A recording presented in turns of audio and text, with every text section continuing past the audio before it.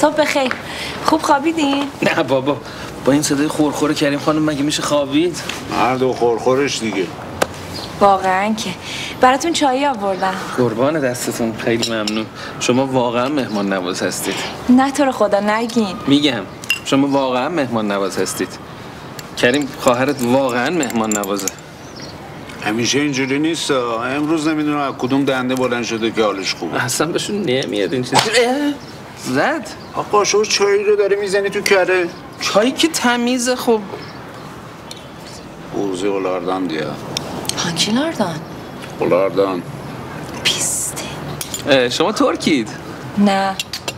نه.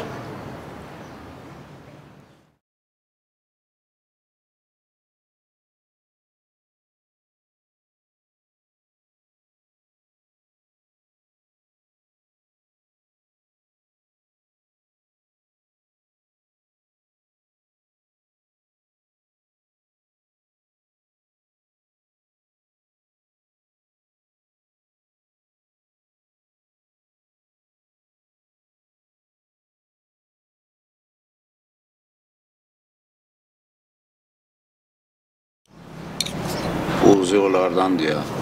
هانکی لاردان؟ اولاردان پیسته. شما ترکید؟ نه.